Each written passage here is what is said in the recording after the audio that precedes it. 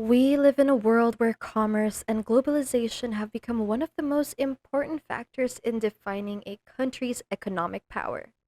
In fact, moving things from point A to point B could be one of the world's most crucial economic drivers to date. If you ship the box on a direct aircraft, it'll arrive in around 15 hours, but it will be highly expensive because shipping by air is between 5 and 15 times more expensive than shipping by sea, the more popular shipping mode. As a result, we'll almost certainly need to use a marine ship. When countries like the United Kingdom wish to trade with the west coast of the United States or South America, almost all ships had to journey around the bottom of the South America to transport their goods. That is until the US decided to purchase an 82-kilometer stretch of territory in Panama. The state recognized that this was the tiniest sliver of land separating the Atlantic and Pacific Oceans, so they decided that this piece of land could be used for both trade and military objectives. And they paid $40 million for it in the early 1800s, which is around $916 million today. Following the purchase, they built an artificial lake and excavated trenches connecting it to both the Pacific and the Atlantic. The Panama Canal was ultimately inaugurated on August 15, 1914, and it was a watershed moment in history because it was the first time an American ship could sail directly from the Atlantic to the Pacific Ocean without passing via South America. So, this canal, for over 100 years, was one of the most essential components of the world's globalization and trade, and in 1999, the United States officially handed over control of the canal to Panama, on the condition that Panama retains the canal's neutrality and refrain from rejecting, subsidizing, or favoring any country.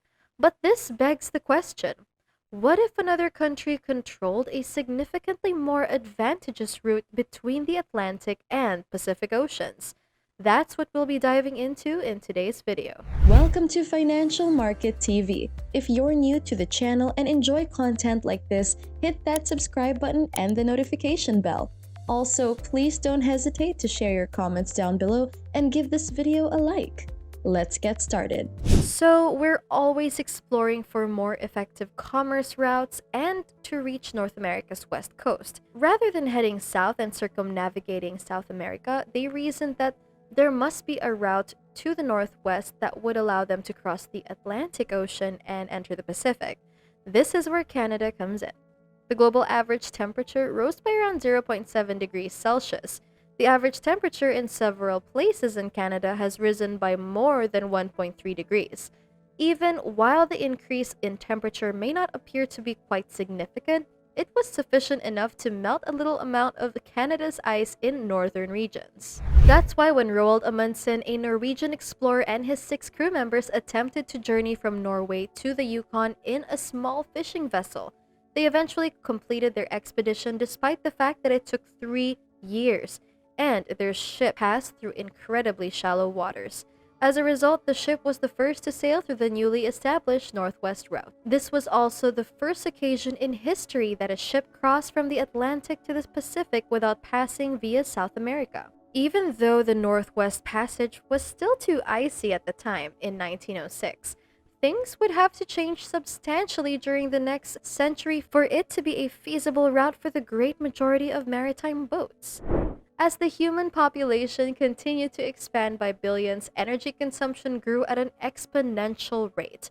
The consequences of climate change has also increased, with the average temperature in Canada rising by a half degree Celsius from 1906 to 1944. This resulted in greater ice melting in the Canadian territories, allowing Henry Larsen and his crew to make the first single-season transit through the Northwest Passage. In 1969, when the ice in the Northwest Channel began to shift, the first cargo ship was able to navigate the passage with the help of some icebreakers. And by 2008, the Earth's temperature had risen again to about 0.7 degrees centigrade. Many commercial ships were able to pass through the Northwest Passage without the need for an icebreaker or coast guard.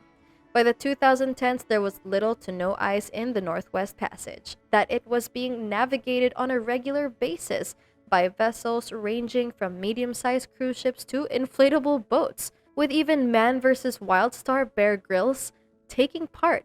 It all came to a head in September of 2013 when the MS Nordic became the first bulk carrier ship to go from Vancouver to Finland via the Northwest Passage.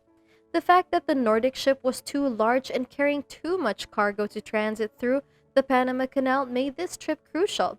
It was also able to reduce its voyage distance by about 2,000 kilometers, saving the vessel nearly $80,000 in fuel and over $100,000 in Panama Canal fees.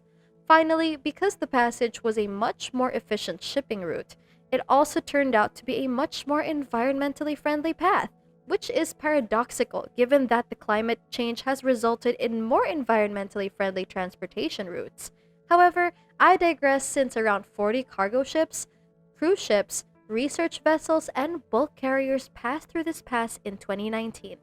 And some of these ships were going between Europe and China, which resulted in a 2-week reduction in journey time and a 40% reduction in fuel usage.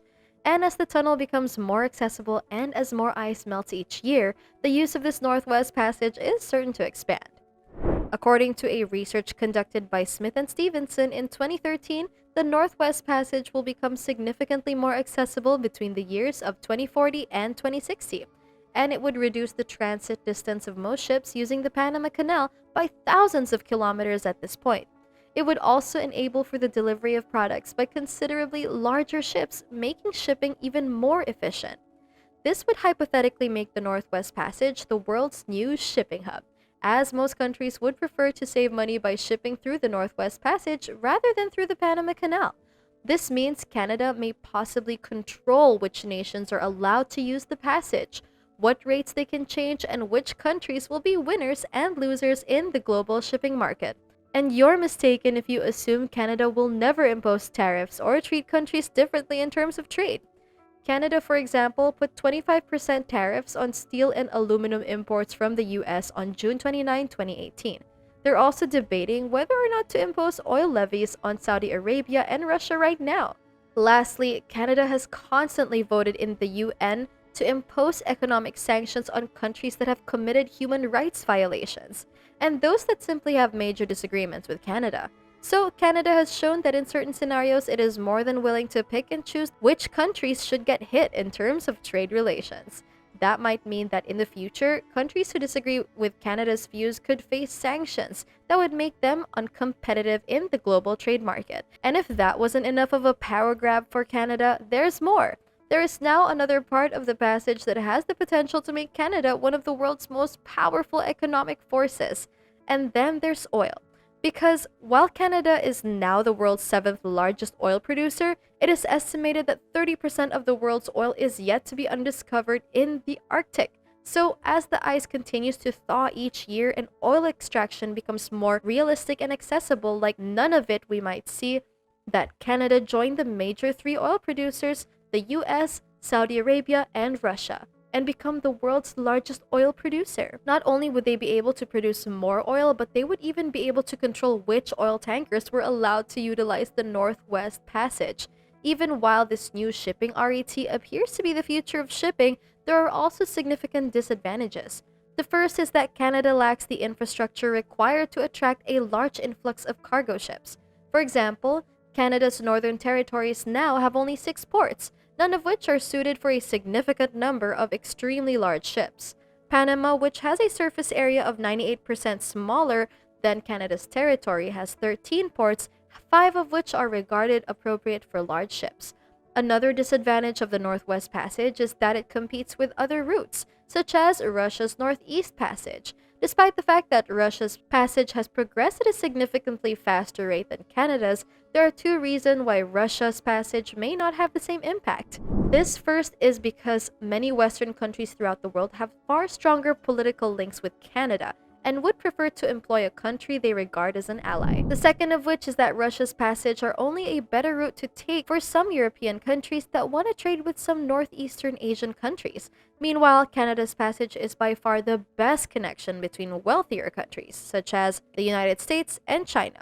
But potentially the biggest roadblock towards Canada having the ultimate control over the world's trade is an ownership dispute. As a result, if the Northwest Passage becomes an international waterway, Canada will have no authority over it.